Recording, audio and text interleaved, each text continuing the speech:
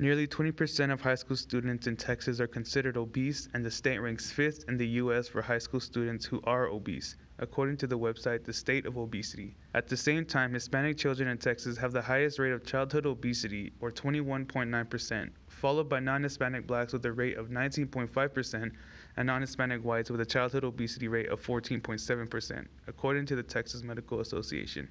Obesity among the youth ages 10 to 17 accumulated a total of 18.5% within the state. And for the Paso del Norte region, almost 40% of residents between the ages 18 and 29 are considered obese, and 1 in 3 of all Pasoans are considered obese or overweight. Reasons for obesity in teens range from personal behaviors including eating habits and physical activity to genetics, according to the Centers for Disease Control and Prevention. And research are now studying what role the prevalence of internet memes may be having on the increase in obesity among teenagers.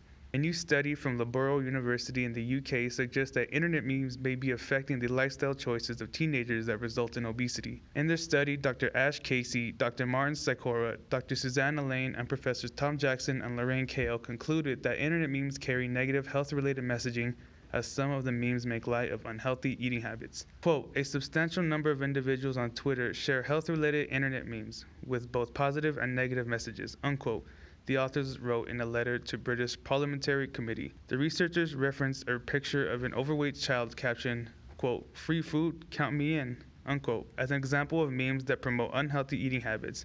They also said memes such as this one have the power to negatively affect a teenager's self-image and emotional health. Quote, with the prevalence of social media as a source of health knowledge among young people, and indications that internet memes may be playing a part in a general apathy towards behaviors and ridicule individuals and groups who display non-normative, unhealthy, irresponsible, at-fault characteristics.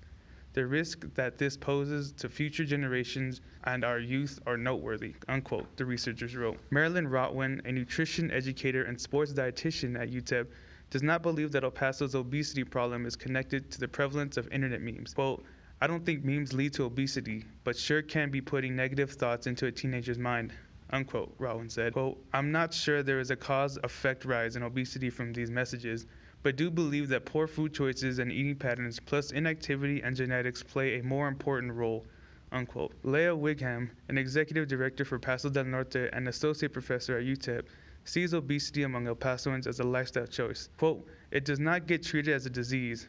Instead, people with obesity are often the target of cruel humor, unquote, Wickham said. Both professionals believe that more information about healthy eating and the importance of physical activity can help arrest the obesity problem. Quote, I try to help our students at UTEP understand how obesity increases the risk of chronic diseases. I help them by providing personal, confidential nutrition counseling and providing motivational talks throughout our campus, unquote, Rowan said. Wigham added, quote, it is important that we shift our cultural views on obesity.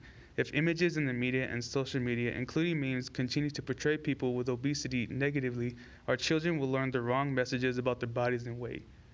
We need to encourage people to think about obesity as it is, a chronic disease that requires a complex approach to manage. We do not distribute memes making fun of people with cancer, heart disease, or diabetes, yet those are all diseases that can be impacted by diet and exercise. Why should obesity be any different? Unquote. For Border Zine, I'm Tim Lerma.